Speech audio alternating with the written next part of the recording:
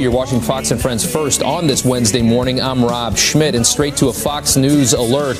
Right now, firefighters racing against the clock as massive wind-fueled wildfires spark major destruction across California. These raging flames forcing more than 150,000 people to leave everything behind. Another major fire event happening in California, and Jonathan Hunt is live in Ventura, just north of Los Angeles, where the evacuation zone widened overnight. Jonathan.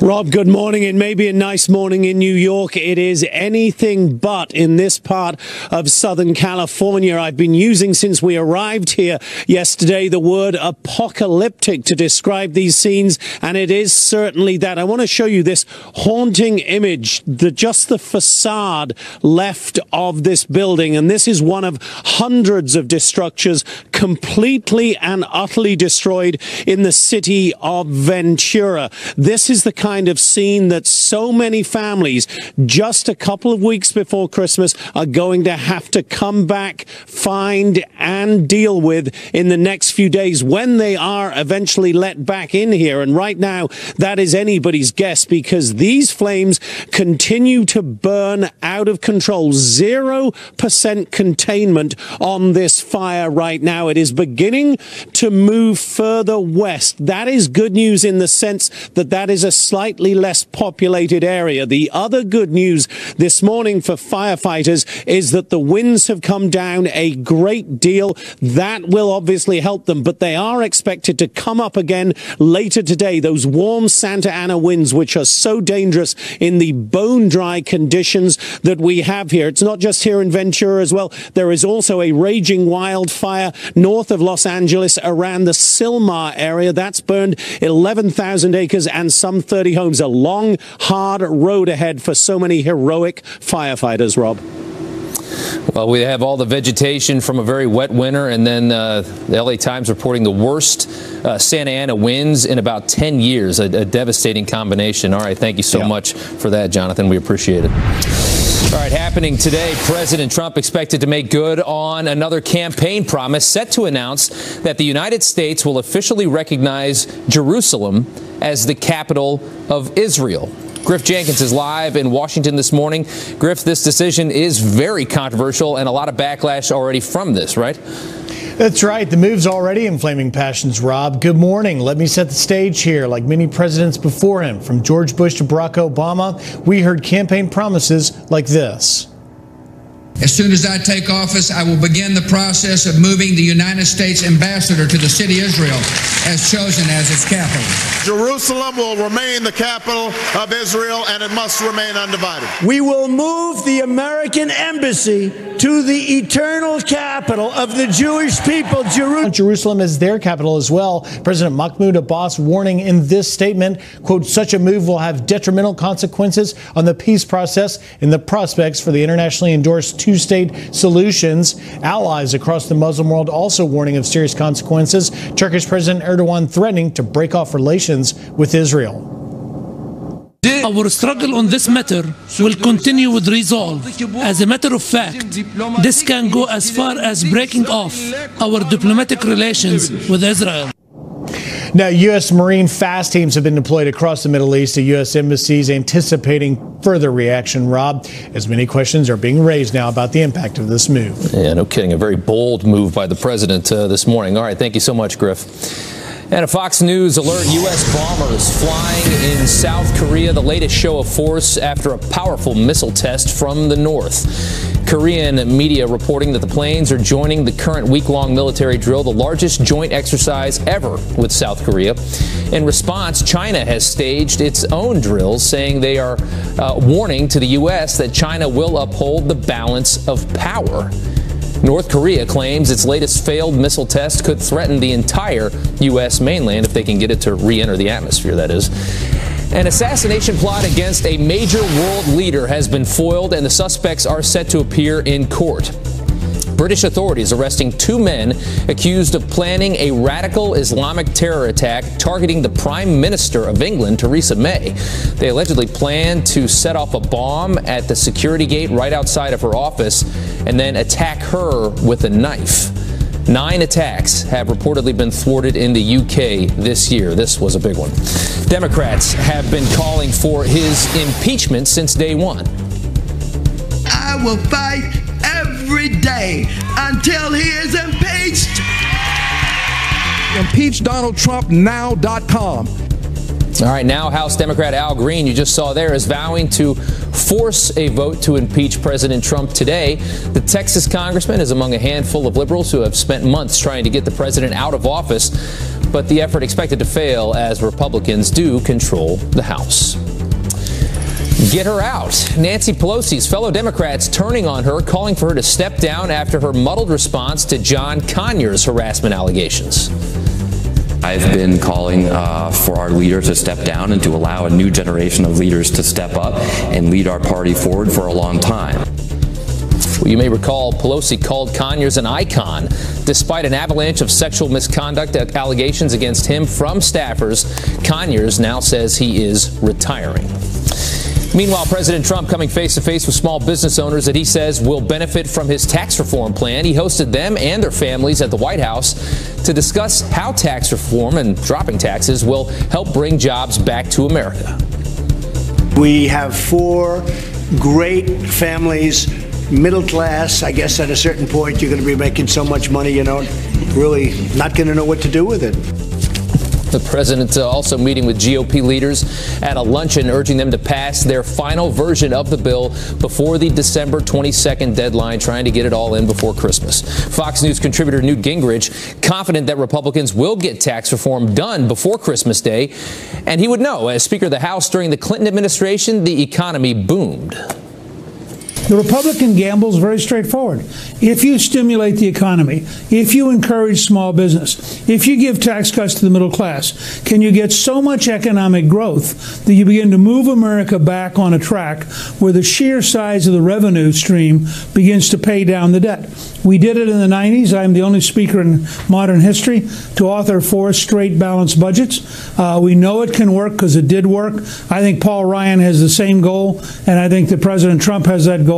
It'll take 5 or 6 years, but if this economy starts to roar, you're going to see a flood of money come in, and you're going to see, because the economy's bigger, not because we raised taxes, but because we created jobs. All right, we do have to talk some weather this morning. Unfortunately, not good news either. The situation, Janice, in California today, we're seeing another round of very dangerous fires, right? Yeah, and the weather is not going to cooperate, Rob. Unfortunately, low relative humidity in this area, no moisture getting in. So here's the relative humidity forecast. You can see very low relative humidity, and the problem is those Santa Ana winds are going to remain in place not only today but through Friday. So take a look. We have elevated fire danger, red flag warnings in the areas where the fires are out of control and burning right now in Southern California. And when we talk about those Santa Ana winds, it's basically an area of high pressure where the clockwise winds funnel through those canyons and valleys, drying the winds out, very fast winds because of that tight pressure gradients and the increased winds. And that is going to be ongoing at least until Friday, Rob. So we're going to be watching that area. Of course, the rest of the country, cold air moving in towards the East Coast, 24-hour temperature change, 15-degree difference in Memphis than it was this time yesterday. And then the cold air this weekend could bring a little bit of snow across the East Coast. Back to you. And we're just hoping those winds do die down out there in California. Very dangerous. That is a very dangerous situation. Janice, thank you so much. Okay. 10 minutes after the hour, brand new numbers just in, proving that President Trump is working to make good on one of his most coveted campaign promises.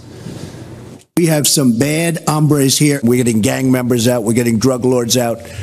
We're getting really bad dudes out of this country. Our next guest is a former Border Patrol agent who says the numbers are about to get even better. Also, never Trumper, former Republican Senator Jeff Flake, or current one actually, turning his back on his own party to support the Democrat who is challenging Roy Moore in the Alabama Senate race. So is he really putting the country over party? We'll talk about that. And have you seen this border, the wall prototypes this week? This, as brand new numbers, prove that the president is making good on a campaign promise to crack down on illegal immigration. Border arrests plunging to a 45-year low as deportation arrests soar to new records. And here to weigh in on what all this means is former ICE agent and Border Patrol officer David Ward. Thank you, sir, for coming on this morning. Good morning. Thanks for having me. Yeah, thank you. And we're going to start off with just some information here. Here are the numbers for ICE arrests from this year so far. 143,470 ICE arrests. That's immigration arrests. 226,000 deportations at this point. Now, these numbers indicate a trend upward. That means that we are moving more illegal immigrants out of the country. Isn't that right?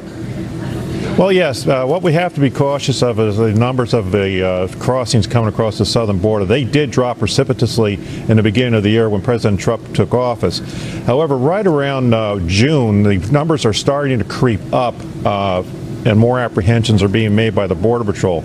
Now, ICE is doing a superb job on the interior, but again, they need more assistance, more personnel to bring those numbers up. And let's look at that number here real quick. That's 310,531. What's amazing about that, if we can pull that number up, is that this is actually that's actually a low number of the amount of arrests at the border. And is that in 2016 or is that for this year? I believe that's for this year. Okay, yeah, that's for 2017. Last year it was in the 400s. Yeah, it was over 400,000. Yeah, I mean, that's amazing to me that 310,000 illegal immigrants arrested at the border is a low number. I mean, it really shows you just how big of a problem this is. Well, when I was in, it's in over 1 million. But we have to be cautious because the cartels and the human trafficking organizations watch everything that we do, and they plan accordingly. So when they see that we have low numbers on the border as far as Border Patrol agents, they will try and exploit that weakness. Right. That's why we need to have the wall to secure this nation and bring these numbers down. And you said that when John Kelly, who was running the show there for a while before he took the job inside the White House, when he left, it emboldened a lot of the criminals and the people that are moving drugs into this country. And let me just clarify something real quick, because a lot of people take a lot of issue with the number of ICE arrests in this country and these ICE raids. And there's a lot of people on the far left that have a real problem with arresting criminal illegal aliens in this country. But that's what ICE does, right? They're not just going after, illegal immigrants in general. They're going after people that come here illegally and then commit a crime in this country. Well, that's what the detainer program is all about. We're putting detainers on aliens that have been arrested by the local police departments for a crime of some sort besides the crime of coming into the United States illegally. Now, we put detainers on these people to move them out of the country. Did you know that last year over 8,100 detainers were declined by these agencies holding these criminal aliens? So 8,100 were put back out into the street to endanger people like they did to the Steinle family. The sanctuary cities are not sovereign nations. They are part of the United States, and they have to comply with the laws of the United States, including the U.S. Constitution and the laws that our U.S. Congress has passed. These cities and towns and counties that are under the sanctuary movement are not following the law, and they should be held accountable. In fact, they ought to be held liable for anything that their policies have done to hurt U.S. citizens. All right, and you say the next step is the wall. We will see if that promise can be fulfilled here. It could be tricky. It's a very divided issue. Thank you so much, sir, for coming on this morning. You're quite welcome. All right. All right, spreading fake news on social media could soon land you in jail, at least if you live in Ireland. Lawmakers there proposing a bill putting restrictions for online political advertisements that require companies to display a transparency notice for purchased ads. Breaking that law could result in fines of up to $12,000 or up to 5 years behind bars. All right, using emojis could also be a criminal offense. A New Zealand judge sentencing a man to 8 months in jail after he sent his ex-wife, a message saying, quote, "You're going to expletive, get it," followed by an emoji of an airplane. The judge took it as a threat and charged him from Republican Senator Jeff Flake, who just donated $100 to Alabama Senate candidate Doug Jones, the Democrat. The move coming after President Trump formally endorsed and battled Republican Roy Moore. That was a controversial one. Carly Shimkus with Fox News Headlines 24/7, Sirius XM 115, here with the Republicans that are now firing back at this move by Flake. Yeah, that's right. Good morning, Rob. Jeff Flake, who adamantly opposed Roy Moore, has put his money where his mouth is by donating to Alabama's Democratic Senate candidate Doug Jones. Now, the move sparked a fiery response from former White House chief strategist Steve Bannon, who mocked Flake's donation size during a rally for Roy Moore last night. Take a listen. Let's talk about Jeff Flake. Did he sign a check today, $100 to Jones? Right? What do you say? Put country ahead of party? Come on, brother. If you're going to write a check, write a check. Well, the embattled Republican candidate Roy Moore now using this as a fundraising opportunity. He took to Twitter saying, calling all patriots, pro-amnesty, big government Republicans. Senator Jeff Flake just donated to my pro-abortion, open borders, anti-gun liberal opponent. I'm asking for 100 grassroots conservatives to step up and reject the D.C. establishment by donating. Nebraska Senator Ben Sasse also weighed in. He says this donation is a bad idea. It's possible to be against both partial birth abortion and child molestation. Happily, most Americans are. So there you have it. With that back and forth. This is a weird situation in Alabama, especially for Republicans. What do you do in that situation? Yeah, all right, absolutely. Let's go to topic 2, a little easier to talk about. Hillary Clinton on top of your Christmas tree. Yeah, that's right. A Christmas decoration idea for all the Democrats in your life. A UK-based company has come out with a Hillary Clinton-inspired Christmas tree topper, complete with angel wings. A lot of folks on social media talking about this one. I don't think this Twitter user's buying it. He says the Clinton one, you can smell corruption right at the top of the tree. And another Twitter user says, that's it. I'm done. I quit the internet. Pretty pricey, Rob. I saw these going for about $120 on Etsy.com. Yikes. Okay. Yeah. That's fair enough. You gotta really want one. Let's go to Rick Perry sitting in the sand in Saudi Arabia. That's right. How about that? Energy Secretary Rick Perry, he mixed business with pleasure here. He posed for a series of pictures during his trip to Saudi Arabia. We have them for you right here. Here is one where he is holding a falcon. There you have it. And I think we have just one more. Toes in the sand right there. So there you have it. So maybe he'll be a model in his next very life. quaint. Yeah, that could be his next move. All right, Carly, thanks so much. Thanks a lot. 26 minutes after the hour, fight for firearms. The House poised to pass a concealed carry gun bill today. So is this common sense legislation, or will it just cause more? Agent Peter Strzok's anti-Trump text messages as new details emerge about his role in the Clinton email investigation and also the Trump-Russia investigation. Todd Pyro here with the very latest. Everybody can't wait to see these texts, Todd. There's a lot here, Rob. House Intel Committee Chair Devin Nunes demanded those text messages between FBI counterintelligence agent Peter Strzok and Lisa Page, an FBI lawyer with whom Strzok was romantically involved. Both were part of Robert Mueller's Russia team, but are no longer. House investigators have long regarded Strzok as a key figure in the chain of events from 2016 when the FBI received that infamous anti-Trump dossier and launched that counterintelligence investigation into Russian meddling in the election. Strzok also oversaw the FBI's interviews with ousted National Security Advisor Michael Flynn, who, as you know, pleaded guilty on Friday to lying to FBI investigators in the Russia probe. And it was Strzok who changed James Comey's draft language in the Hillary Clinton decision from grossly negligent, that's a phrase that carries possible criminal penalties, to extremely careless, a phrase with really no real legal implications.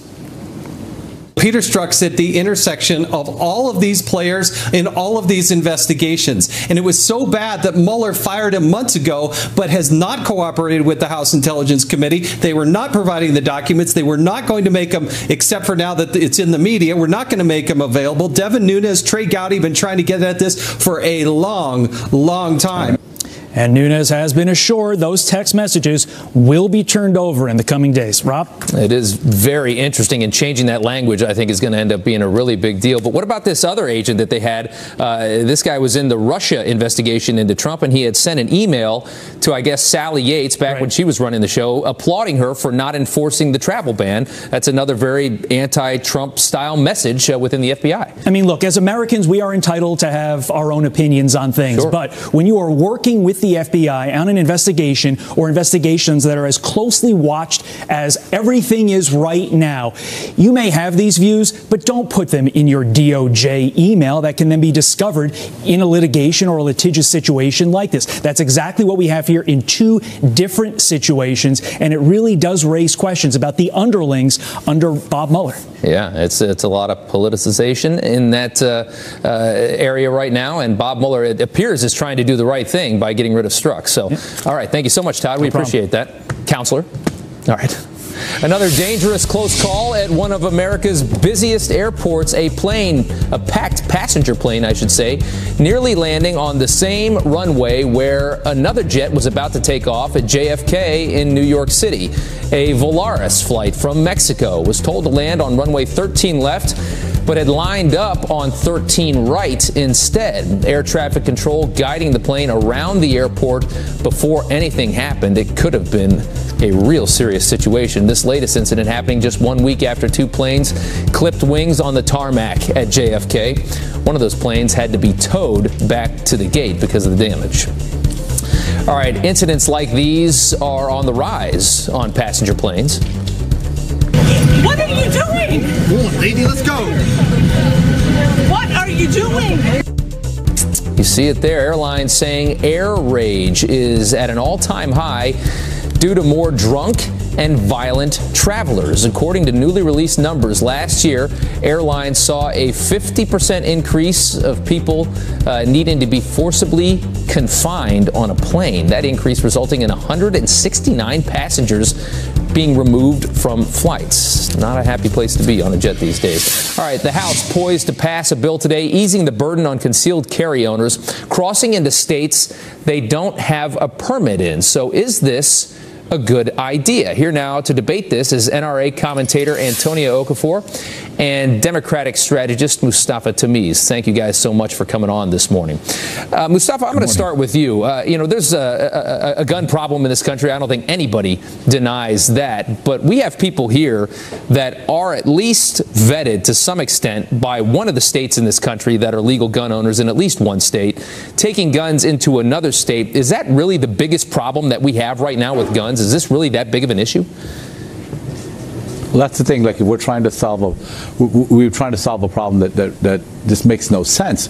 Let's think about this. Right after the shooting here in Texas, San Bernardino, Las Vegas, Sandy Hook, the response that you're getting from the Republican Congress is to pass a law that allows people to carry a weapon concealed. And then there's also a silencer bill that not only can carry this way, but if that other bill passes, you'll have a silencer when you shoot someone. That just doesn't make sense. It seems really tone deaf. Yeah, the silencer thing, I'm not sure too many people would agree with at all. And I just like the bump stocks with the Las Vegas shooting. I think that was roundly accepted as, why do we have these? Even Republicans said that. Over to you, Antonia. What do you say in response to that?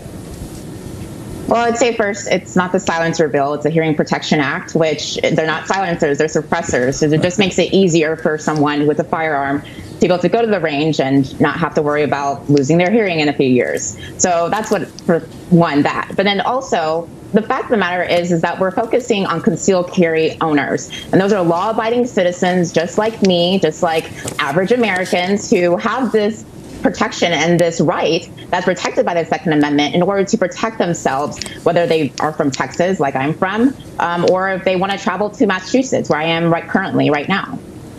Mustafa, what's your response to that? I mean, do we need some clarification here? Because some states are allowing people to carry a gun, and then you can drive right into another state and you can get arrested. We had one woman on a couple of weeks ago who spent like 50 days in jail.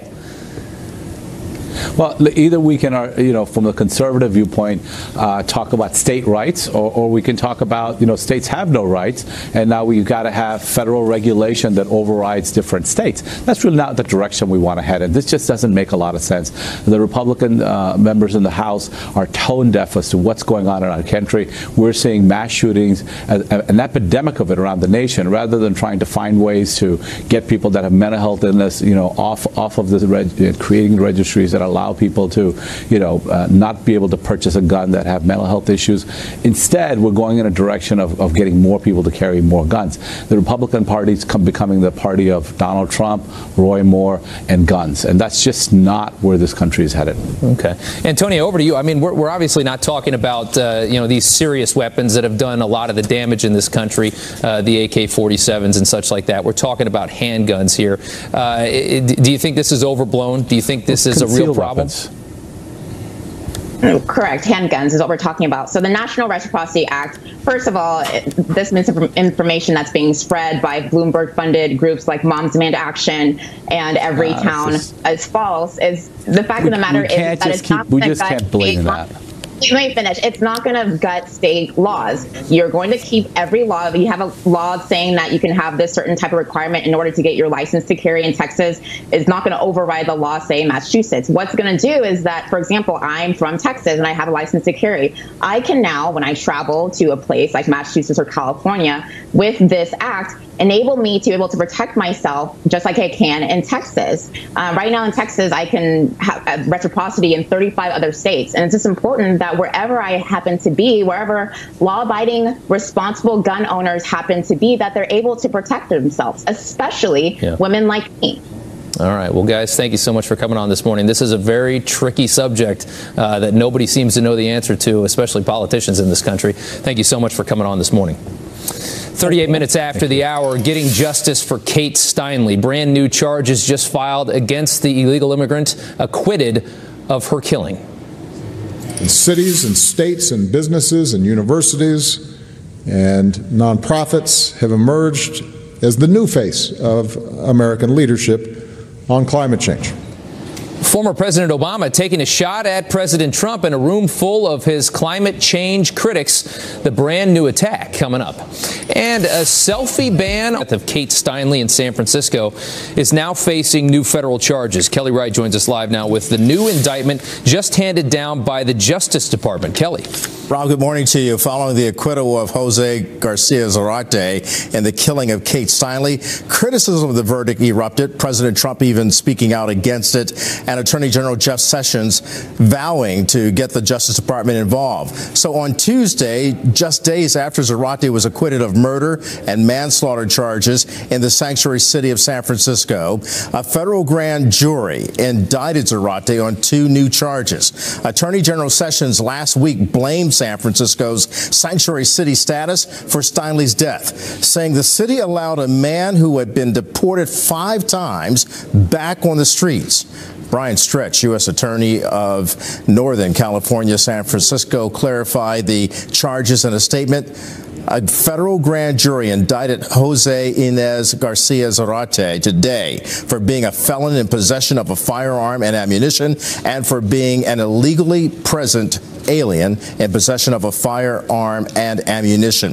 Now, San Francisco's district attorney is speaking out about the case. After the verdict, he says his thoughts have been on the Steinle family, but he adds this, that he stands for his city's sanctuary policy and claims the case has been used by politicians for political gain. The jury did their work, and we respect their work. We may disagree, but we respect their work. And I think it's important for the President of the United States to remember that this is a nation of laws. And part of being a nation of laws is that we respect the legal process, even when the outcome is one that we may be unhappy with. During the trial, by the way, Garcia Zarate's immigration history of being deported 5 times was never allowed in the courtroom. And as for the new charges he's facing, if found guilty, he could be sentenced to 10 years in prison. Rob? We, of course, will follow every bit of this case. Thank you so much, Kelly. All right, former President Bill Clinton launching a jarring attack on our commander-in-chief without saying his name. In a New York Times op-ed, our 42nd president saying there seems to be an increase of division, writing, quote, "We already see citizens being disenfranchised by the millions, targeted by race, ethnicity, and age, not because they are ineligible to vote, but because they favor inclusive, not tribal nationalism."